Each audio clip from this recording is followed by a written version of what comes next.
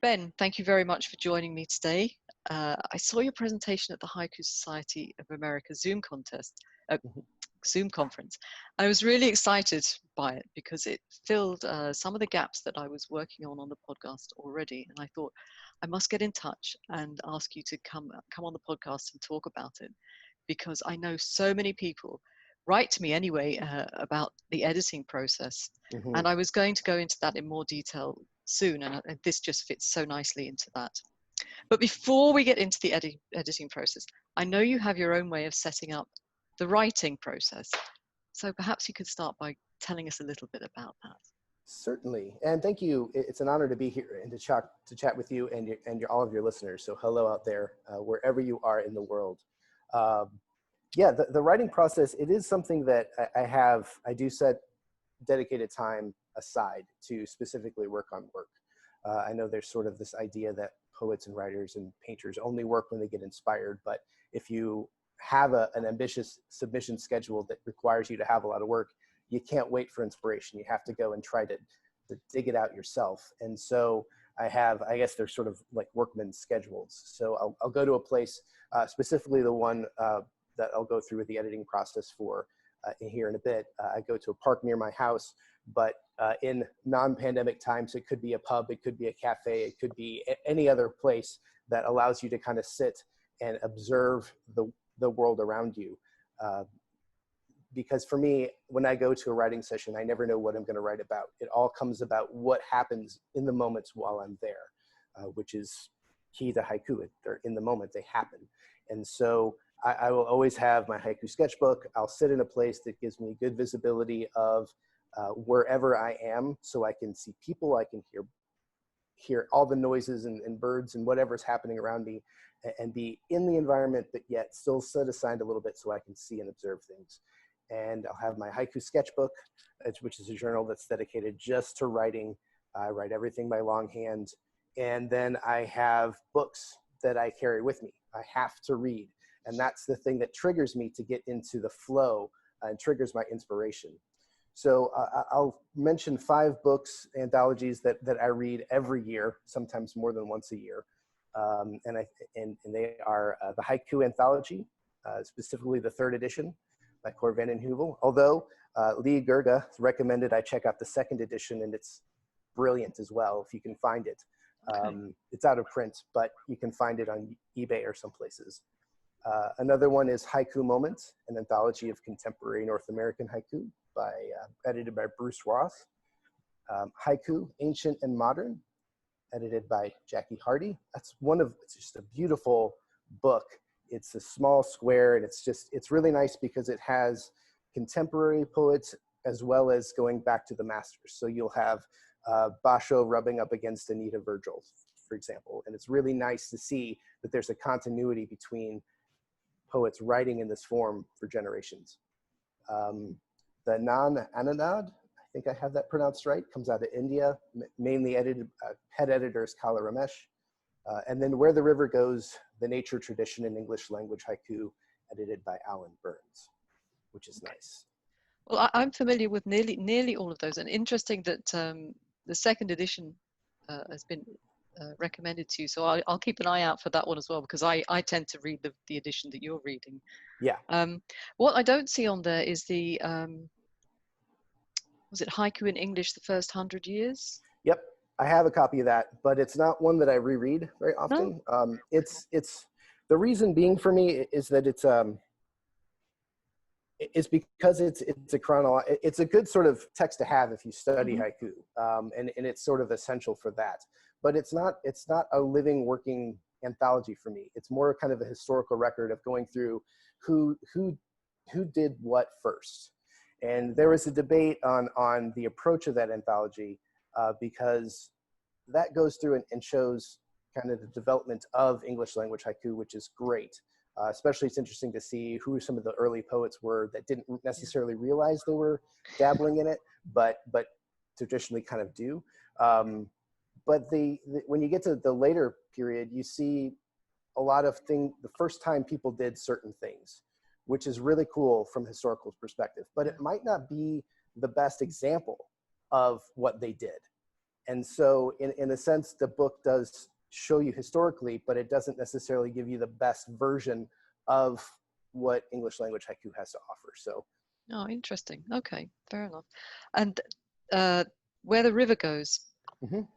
Not been able to get a copy of that one. I think it's out of print on Amazon, but I found, and I'll put it in the show notes along with other bits and pieces from today's talk, but I found it on Snapshot Press. Mm-hmm. So now I know where I can get a hold of it. Yeah, it was coming up for me, at least in the States, on Amazon, which is why I included it in this list here. I tried to give things that people could buy. I don't know how Amazon works worldwide, but a lot of, in the States anyway, if they work with a lot of independent booksellers. So it's possible that you can find a used copy and still order it through Amazon. Okay. So, but I don't know how that works around the world, but I guess. Oh, Go sorry, go on. Oh, I was just going to say, I do think it is harder to find. I don't know if it's still technically in print, but because I think the copy, now that I think about it, actually I got it from another poet somehow. But Okay. I did find it on Amazon. That's why I included it on the list. Because there's about a half dozen or close to a dozen more books that I reread every year that I didn't include here because they don't show up as things that are easy to find. I think you've just given me another idea. Maybe we should have a poets book exchange within the podcast too. You know, not a bad idea. Thank you very much for that one. You're welcome. The other one, I mean, I don't know the Jackie Hardy one at all. Mm-hmm. I had a quick look at that one on Amazon, and it's now on my wish list, so I'll go back and buy it. But I just wondered, does that look at North American poets as well as you know, going back to the Basho and Issa and so on? But is it primarily North American poets when it gets to contemporary work? You know, that's a good question. I don't know exactly. It doesn't specifically state that it's North American poets. Yeah. It's all in English. Yes. But I don't know the origins, because it doesn't list the origin of the poet as well. It just says the poet and their name. So okay. I don't know. Okay. I do know it's a beautiful book that has it's one of the few books that I will not write in. I was very interested because in your presentation for the Haiku Society of America, I noticed that you wrote in all your books, and I'm looking at you going, oh no, don't do that. Oh man, I can appreciate that, the want to have like the nice crisp clean book, but man, as an English major going through college, it was the essential. And I look at these as tools. I don't look at them as precious objects that can't be dirty. So just like my grandpa, who did a lot of woodworking, or you know, he had these old tools that were kind of beat up. These books are my tools. You know, I learn from them. I use them to help write. So when I sit down in my writing session, I start reading right away. That's how I start anything. And I read, and it does a couple things for me. It allows me to forget about everything else that's going on in my life, and you know, kind of tunes things out, almost like a mantra or a chant. And then I'm focused and engaged in the form that I'm wanting to write in. And I'm reading the best examples of the work that other peer-reviewed editors have put together in beautiful anthologies, or it could be a print journal, or an actual full-length collection of somebody. And that starts to quiet me down, and I try to get into the zone of writing. And then before long, something has caught my attention, and I find myself putting that book down and picking up my haiku sketchbook, and I start writing. Would this be a good time to say to you, go for it? Tell us a bit about that. Yes. So so if you want me, do you want me to share the slides? Yeah, please. That would, because I found that worked really well. Sure. Go to screen share.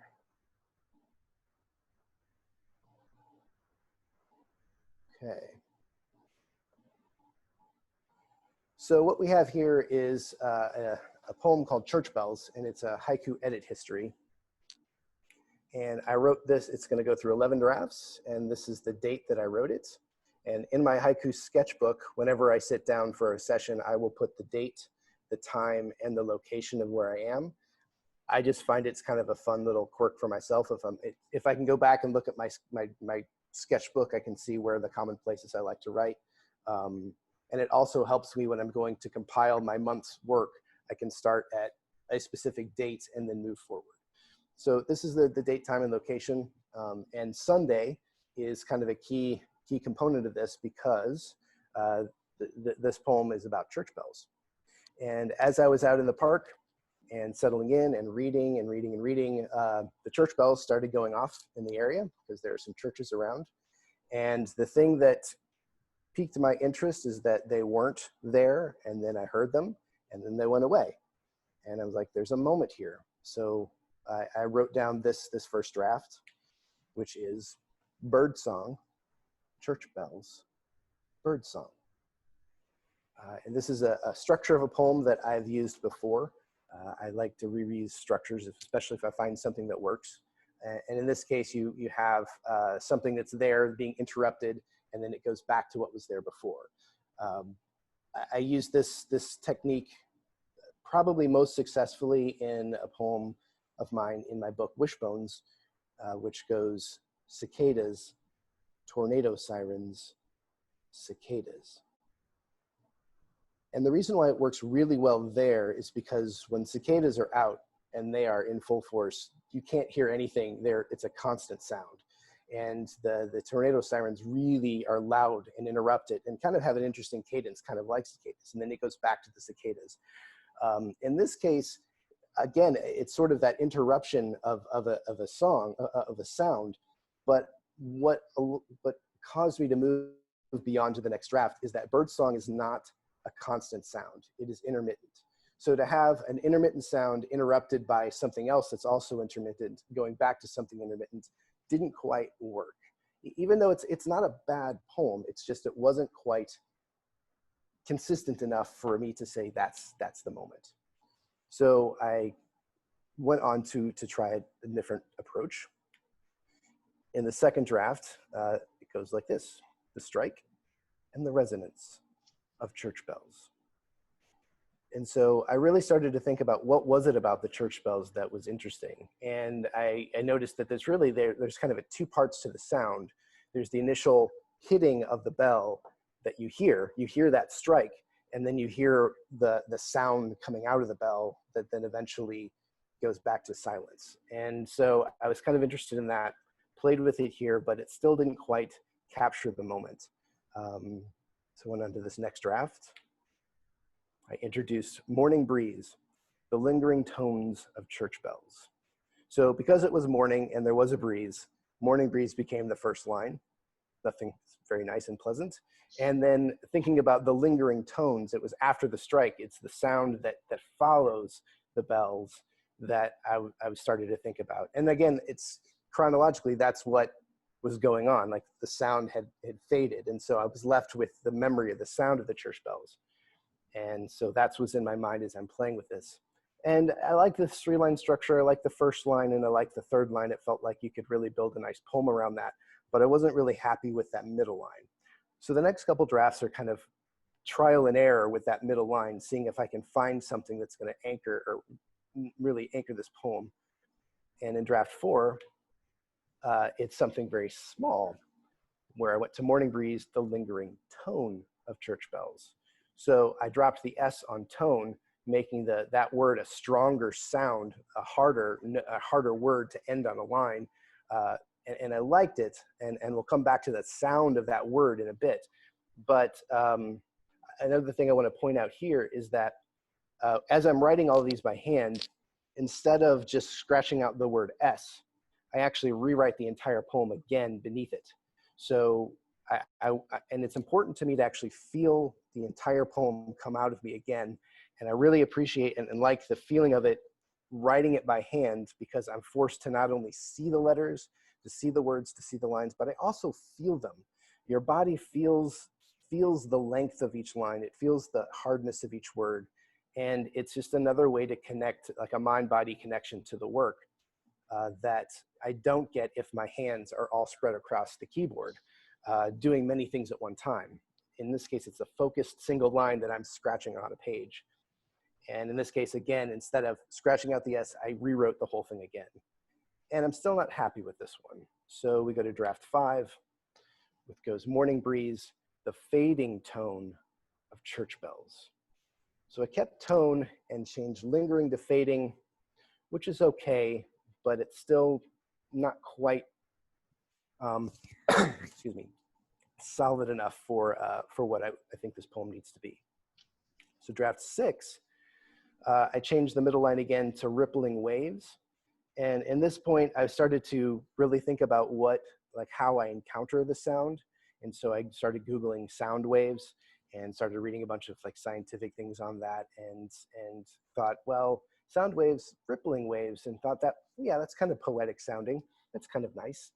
And it is. It's a nice kind of sounding line, but it's more of a free verse kind of a line rather than a haiku kind of a line, because rippling sound waves, what is that really? And so it's a little bit too free verse and not enough haiku. So I abandoned that. I abandoned that for the next version. Morning breeze, the subtle drone of church bells. And again, that sound of tone is now back with the word drone. And sometimes I really get hooked on the sounds of words, and sometimes the sound of a word in a line can completely change the poem, because I like the way the sound of the poem works, and sometimes I'll try to sort of dig and find a word with that sound that will fit the piece. And I like drones. I like drones in music a lot, but it didn't quite work here. But I had to give it a try. So we go to draft 8, which is Morning Breeze, the once again of church bells. And at this point, I've been working on this poem for an hour, long enough that I started to hear the church bells happening again. So it now interrupted my editing process of this piece. And so that's where this one came about. And I actually like, having gone back and putting together this slide presentation, I really like this piece, and I'm considering submitting it out around separate as its own entity. But the thing that it didn't capture what I was thinking about in the moment for this poem. So it wasn't, the idea of coming back to the sound wasn't the moment that started this poem off, this poem's journey off, which was, there was, the bells weren't there, then they were there, then they weren't there again. So in this case, it's just the reminder that the bells have come back. So it becomes a poem about time rather than about an interruption of your space. And so that's what led me to continue to working on this one. And the next draft breaks the form entirely from a 3-line poem to a 2-line poem. And that's because I came across a 2-line poem in the book I was reading and thought, maybe I'll try that. Maybe I'll try to figure this out. And in order to do a 2-line poem, I needed to get rid of some stuff, because you don't want two-liners can't be overly wordy.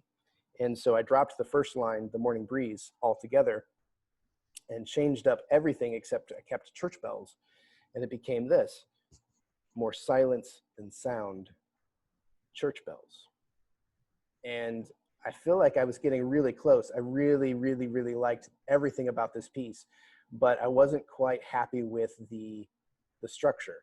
I like that when you read the first line, more silence than sound, then you drop to the second line, church bells. So there's a natural break, a natural tendency to put space between the two of them, but it wasn't quite right. And maybe it's because church bells is just too short of a line to be the second line of a 2-line poem, and it didn't look right on the page. I don't know.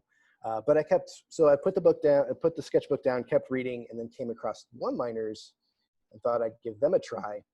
And so this next draft number 10, we go to more silent than sound, church bells. And this is actually a double edit, because I didn't just take the 2-line poem and make it a 1-line poem. I also changed silence to silence to give it a hard T sound, thinking that it would resonate with the D and sound and the better. And more silent than sound, it does hit off the D and sound a lot more, but still I'm not happy with that, because I felt it lost something. And so I go back to draft number 11, which took the 2-liner and made it the 1-liner.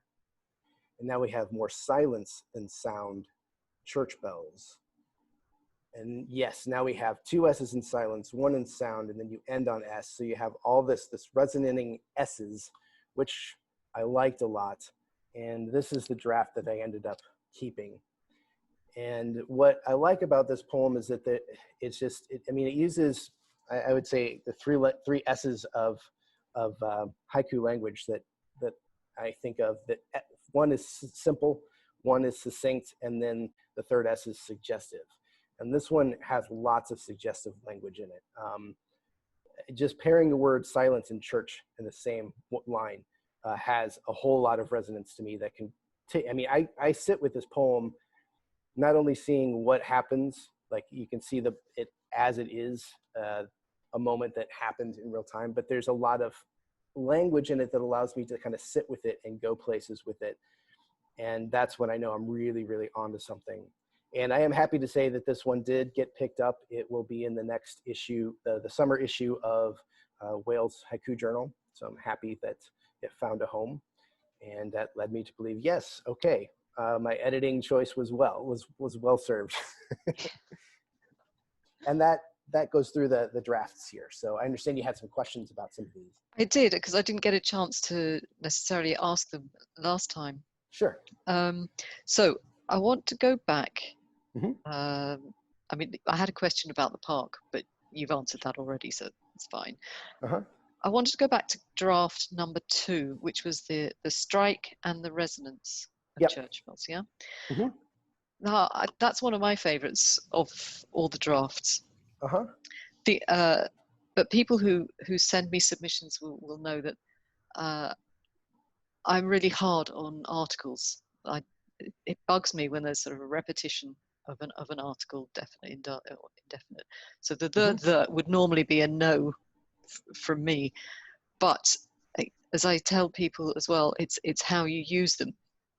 If there's a reason for it, and I can feel the reason, and because I feel the poetry more than I just feel the poetry. So I like this, but I wondered what I liked best of when I was reading it was if I took out the and, because that's another word I hate seeing. I don't hate it, but if I've written something with and in it, it makes me go back and take another look and think, can I get rid of that? Because it's just a word that bugs me if it's there. Again, if there's no particularly good reason. So when I read it back to myself, the strike, the resonance of church bells, I just felt that taking the and out gave the strike more feeling. Do you see what I mean? So the hardness of the strike comes through if you take the and out. So as I say, that was my favorite. And then you wrote a lot with the morning breeze. So line 1, morning breeze, line 3 of the church bells, but the church bells were in line 3. And then suddenly, I think it's in draft 9, you take out morning breeze, it's gone. And that becomes, I think that was your first change. So that was a 2-liner. Right. And I felt really cheated at that. I was really enjoying this morning breeze with the change of the lines of the second line. And I could see a pattern there, and it was really making sense to me that you were rewriting the whole thing. And in my head anyway, you were seeing that pattern, and morning breeze and the church bells were really part of this thing, and we were going for it. And then you took it out, and it became, what does it become in draft 9? It's draft 9. It becomes almost the complete poem. It's just really just 2 lines rather than 1. Yeah, that's right. So and my morning breeze is gone. My church bells are still there, but there you are.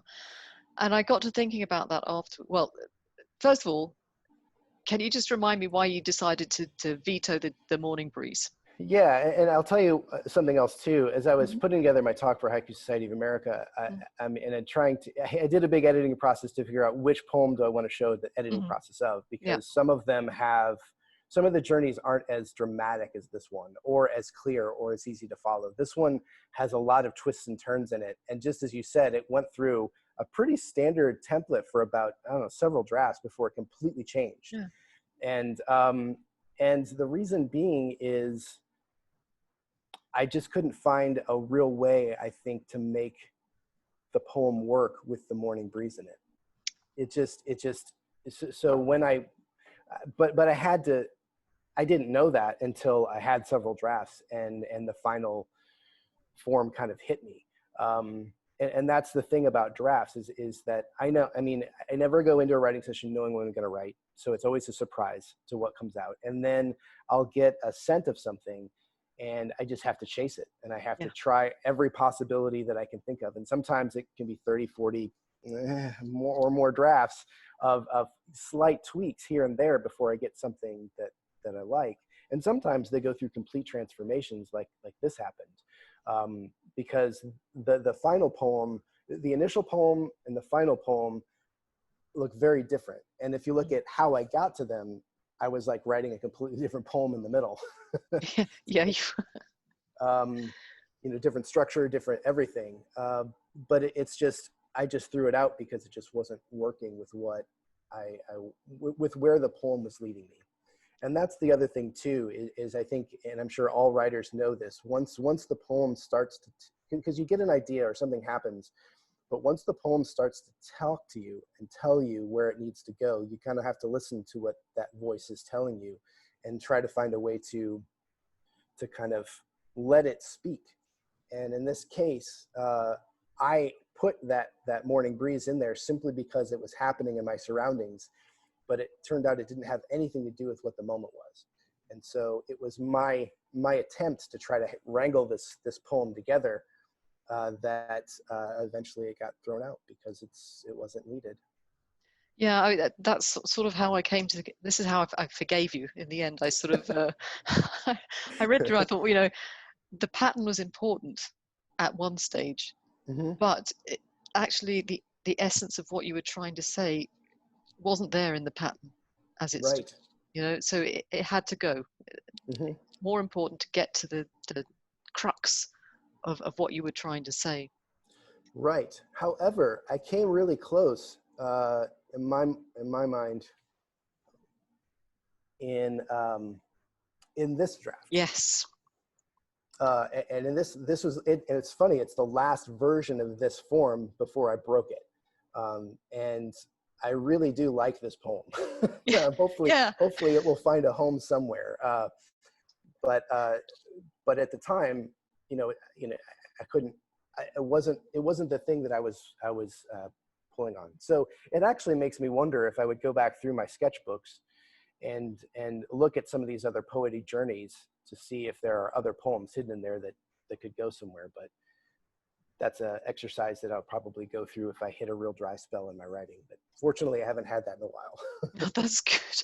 But I was really pleased that you said that you came back to this one, and you're going to put this out for submission and see what happens. So it'll be interesting to see who picks it up, because I'm sure it will get picked up for sure. Well, we will see. It's always a crapshoot when you submit things, because the other poem, the winter draft here, was passed over a couple times before it got picked up. Yeah. So okay. That's the thing. Like, if there are poems that I believe in, that I'll keep submitting them around until they find a home. And if they don't, then I have to revisit them again and figure out why aren't they working. And sometimes there's just one little word or some little edit that I didn't see before that once I make that change, it makes all the difference. So rejections are another key to the editing process for me. No, they are. I think that's something else I've said on the podcast before, that take rejection as a positive thing, if you can. It's an opportunity to reevaluate what you've written, maybe. But as you say, it's also a bit of a crapshoot that you you just, one editor will like it and another won't. So just if you believe in it, stick with it and keep going. That's right. So that was that. So I think, really, given the time we've spent, I'd just like to say thank you very much for an illuminating talk. It's more or less the second time that I've heard it, but it still works brilliantly for me. Thank you very much. Oh, my pleasure. My pleasure. But this might be a good time just to tell us, because I know you've got a new book, One Breath. Tell us a little bit about that and where we can get hold of that. And of course, it will be, all the details will be in the show notes for people if they want to follow up afterwards. Sure. One Breath is a new collection of haiku and senryu of mine from Spartan Press out of Kansas City, Missouri. You can order, it's available virtually at any place you can buy online books. I've been able to find it in the catalog. But Amazon is a common place around the globe. People might have gift cards or a Amazon Prime membership or something. You can get it there. And that's that when I'm looking to publish with a publisher, that's one of the things that I look at is, are there books available outside of their own website? And I tend, fortunately, to have had luck with my first two full-length collections to work with publishers that you can get them everywhere. So One Breath is available online. That's easy, should be easy to find. And you don't have to contact the poet or the publisher to get it. It is 150 pieces. All but one of them have been previously published other places. So if you know my work, you might recognize a piece or two. But I publish in a lot of different places, so it's nice to kind of pull things together and give people a chance to see a collection. It's my second full-length book. I'm really happy with it. It came together fairly well as far as book stories go. It came together fairly quickly as well. I was at a poetry reading here in St. Louis that the publisher was putting out because they promote a lot of regional poets, many of which I knew. And so I went there to the reading and it was great. And I just started a conversation with the main editor afterwards, and they've never done anything with haiku and senryu. And so I'm always a big fan of trying to introduce people to this in poetry circles that don't know the good stuff, if you know what I mean. And so he thought it might be interesting and said, send me a manuscript, and here we are. Went through a couple rounds of edits, but yeah, here we are. It's really exciting. And the book cover contains these bells that I read with all the time, which are kind of cool. So if you, it's a little hidden Easter egg in what that means on the cover. Thanks, Ben. Thank you very much. That was great. Thank you once again for coming along and talking us through the slides. Just superb. Thank you. Oh, my pleasure.